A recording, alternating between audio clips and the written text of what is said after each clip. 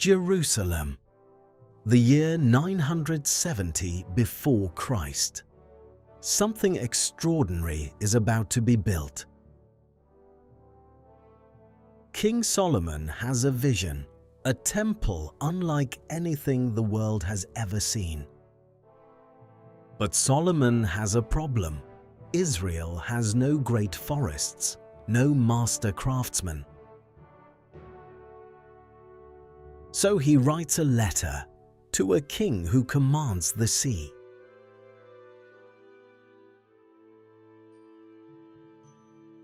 The letter travels north to a narrow strip of coast between the mountains and the water. To a city that sits on rock, surrounded by ocean on three sides, the city of Tyre.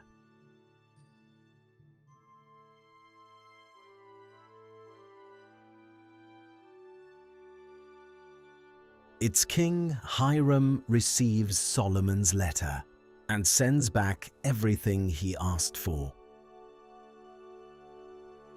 Cedar from Lebanon, cypress timber, gold, and thousands of his finest craftsmen. The holiest building in Jewish history was designed and built by foreigners. Who were they? Who were these people who built God's house and then disappeared? History gave them a name, the Phoenicians, but they never used it for themselves. They called themselves something far older, Canaanites, the people of the Purple Coast. This is their story, and it is more connected to Israel than most people realize. For 3,000 years, this story has been hiding in plain sight.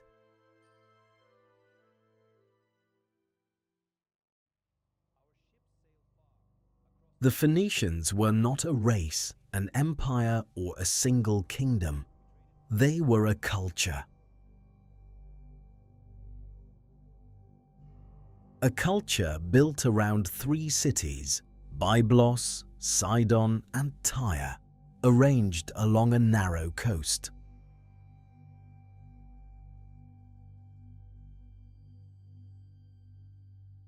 Behind them, the Lebanon mountains, impassable, covered in the most valuable timber on earth.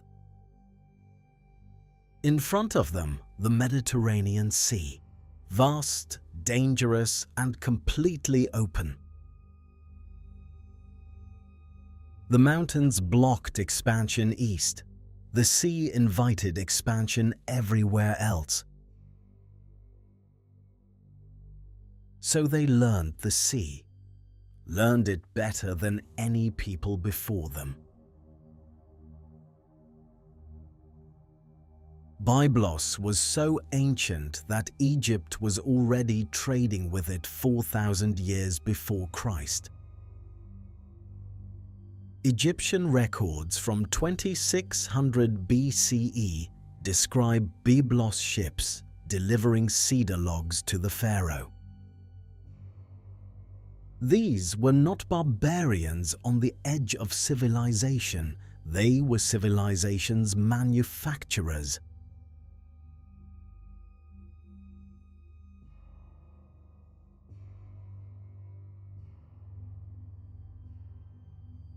The Phoenicians were Canaanites, the same people the Bible describes living alongside ancient Israel. They shared a language, similar gods, related alphabets, intermarried royal families. The difference between Phoenicia and Israel was not blood, it was choice. Israel chose the highlands, the Phoenicians chose the coast.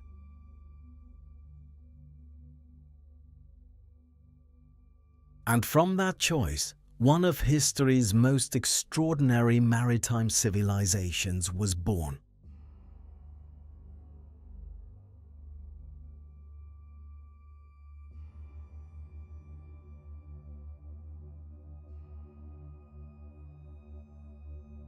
Their ships were the finest in the ancient world, broad-hulled, built for open water trade. Egyptian pharaohs contracted Phoenician fleets. Assyrian kings borrowed their navigators. Even Solomon himself, controlling land routes, needed Phoenician ships for the open sea. No one else could do what they did. No one else had what they had. So before we return to the Temple of Solomon, we must understand what Tyre really was.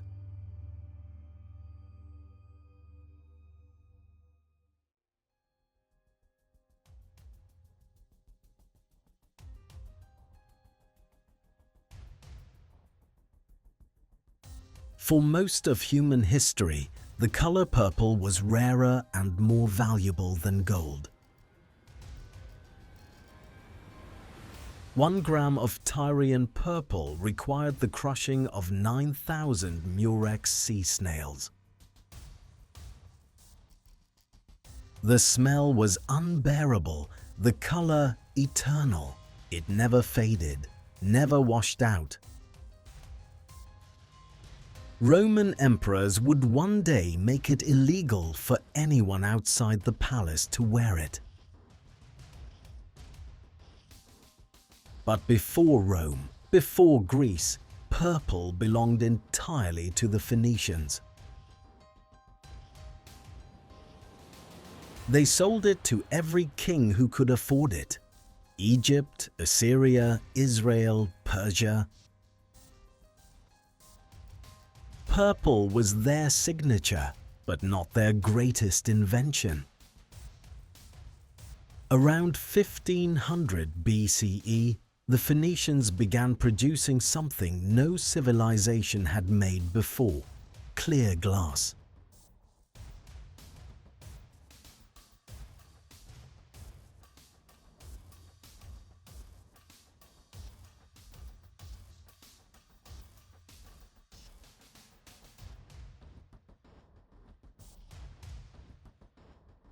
Before them, glass was crude, colored, opaque, barely useful.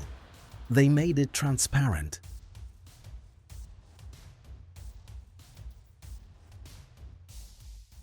And then came the invention that changed everything: the alphabet.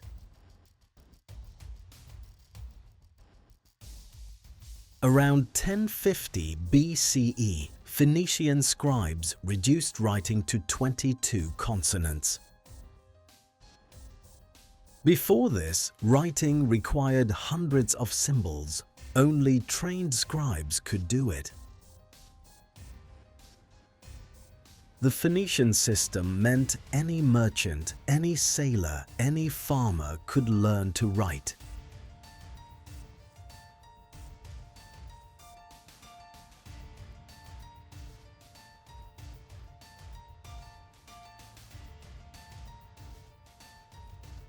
The Greeks borrowed this alphabet and added vowels. The Romans adapted the Greek version. Every letter in the English language traces directly back to Phoenician symbols. And the Hebrews, Israel's scribes, also took the Phoenician system to record their sacred texts.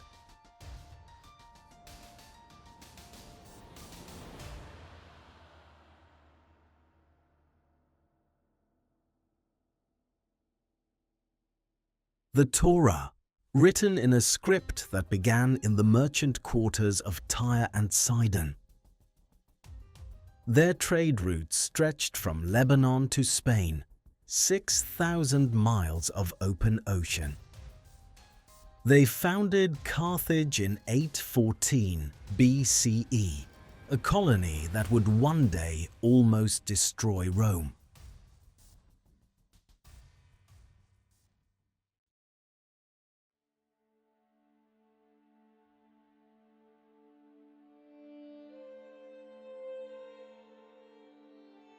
Now we return to the letter, the one Solomon sent north to the king of Tyre.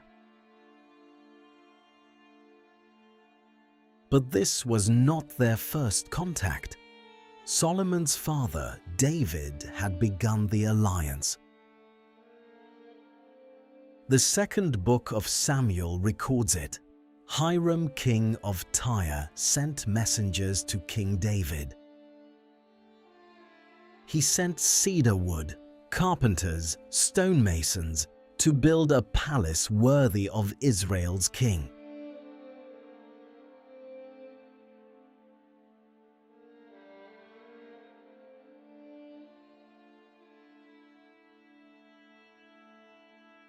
When David died, Solomon inherited the kingdom, and he also inherited Hiram's friendship. And Solomon used it for the most audacious construction project of the ancient world. A permanent temple for the God of Israel, built with Phoenician timber, Phoenician hands. Solomon's offer was extraordinary. 20 cities in the Galilee region given to Hiram. 20 cities for cedar wood. That price tells you everything about what the timber was worth.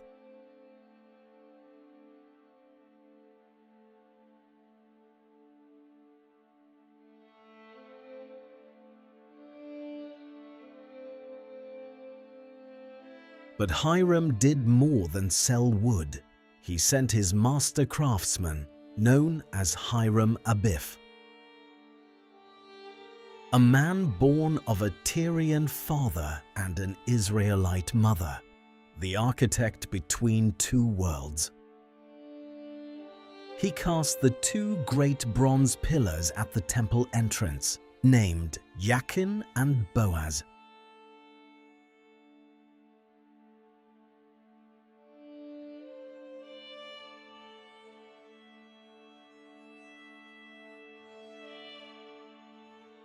Phoenician artisans carved cedar paneling, floor to ceiling, across every wall of the temple.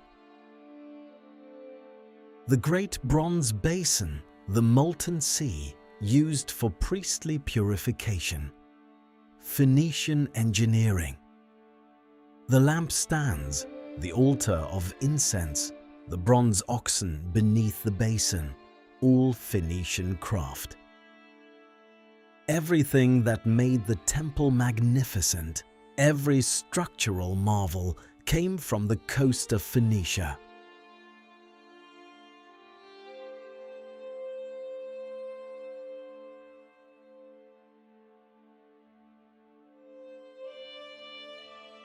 And yet no Phoenician text celebrates this achievement. No monument in Tyre mentions Solomon's temple. To the Phoenicians, it was a contract, an important commission, excellent payment. To Israel, it was the literal house of God, and foreigners had built it. The alliance continued beyond construction.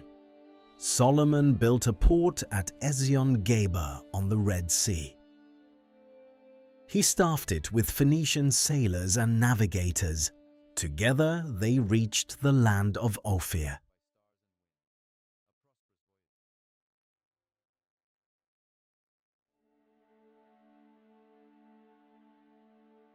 Ophir sent back 420 talents of gold, hundreds of millions of dollars in today's terms.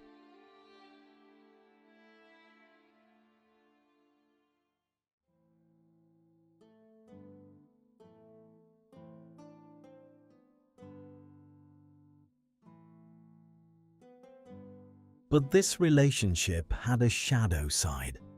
Not every Phoenician influence on Israel was welcome. Around 870 BCE, a Phoenician princess left Sidon and sailed south into the history of Israel.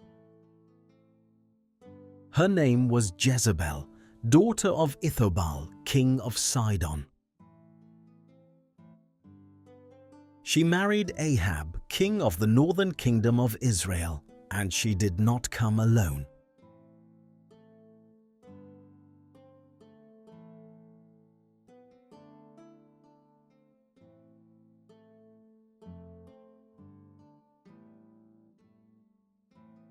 She brought 450 prophets of Baal, 400 prophets of Asherah, 850 priests. The God of Israel would now share the kingdom with the gods of Phoenicia.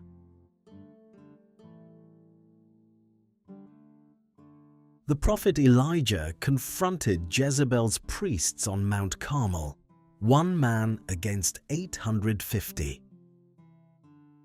It became the defining religious crisis in the books of Kings.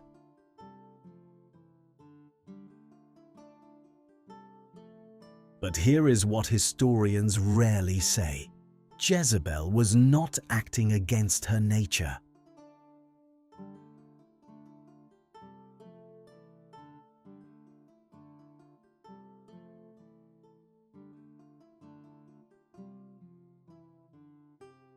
She was a Phoenician queen, protecting her religion, her priests, her civilization, as queens did. Two visions of the divine, sharing the same palace walls. The tension was inevitable. The conflict between them would define Israelite theology for generations to come.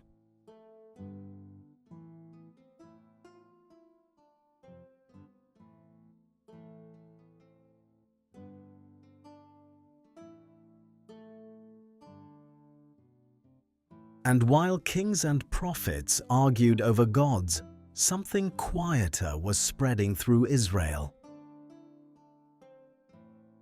The alphabet, the same 22-consonant system the Phoenicians had built for commerce. Hebrew scribes adapted it, used it to preserve the law of Moses, the Psalms of David, the words of the prophets who condemned Jezebel, written in Phoenician-derived letters.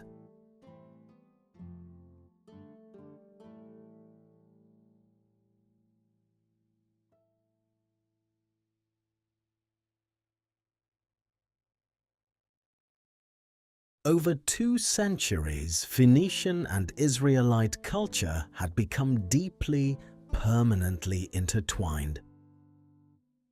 Common gods in many households, shared script, intermarried royal blood, intertwined trade. And then, from the east, something came that would break both of them apart.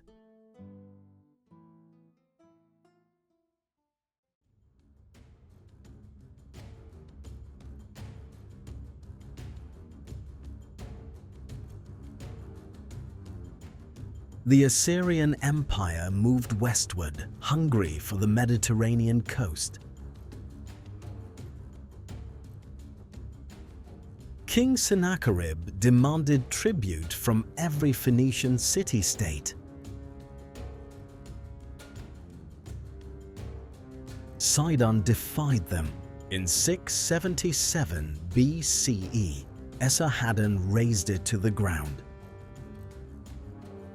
The great city was renamed Kar Esarhaddon, a colony of conquest.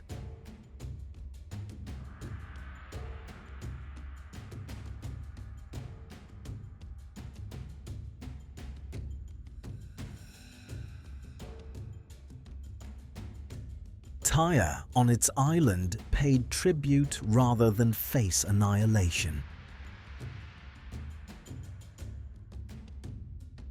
Its fleet continued trading, its wealth funding Assyrian campaigns. Then Babylon rose. Nebuchadnezzar besieged Tyre for 13 years. The island held. A negotiated peace preserved Phoenician sovereignty. But in 332 BCE, a young Macedonian king arrived with 20,000 men.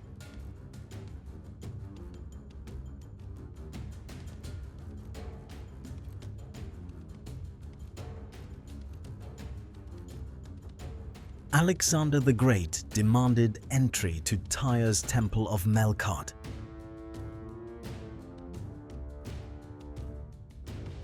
Tyre refused. Its island walls had never fallen to any army.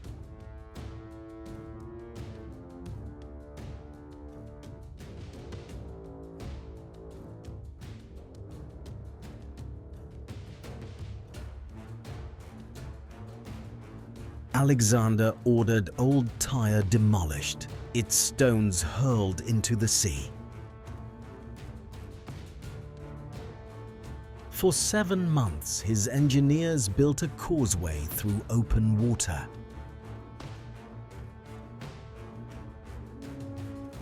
The Tyrians fought with fireships, catapults, and desperate courage.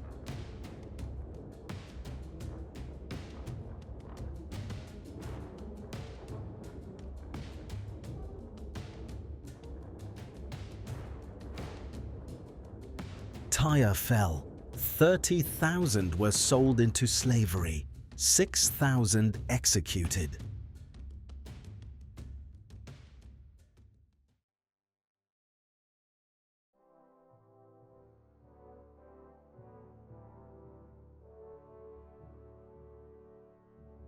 But Phoenicia did not die with Tyre.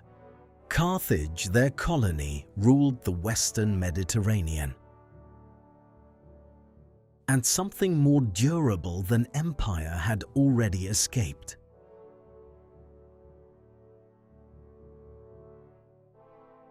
The Phoenician alphabet, 22 letters, had been spreading for centuries.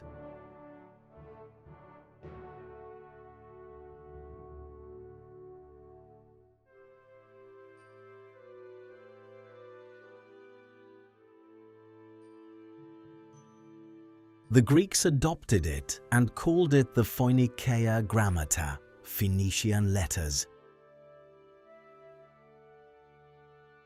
Every alphabet in the Western world descends from that Phoenician template. Hebrew itself is written in a script directly derived from Phoenician.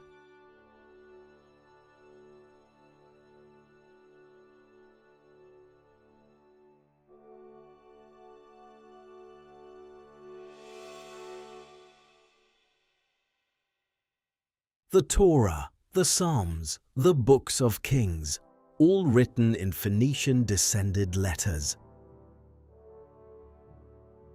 At Megiddo, archaeologists found Phoenician ivory carvings in Solomon's palace. At Samaria, ostraca bear names combining Phoenician and Hebrew traditions.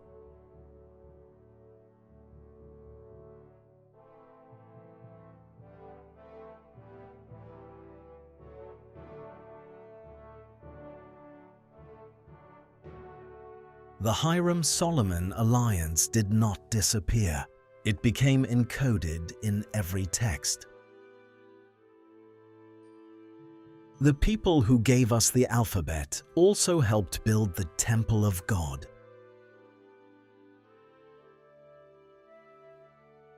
Trip to the past, where every letter you write carries a Phoenician echo.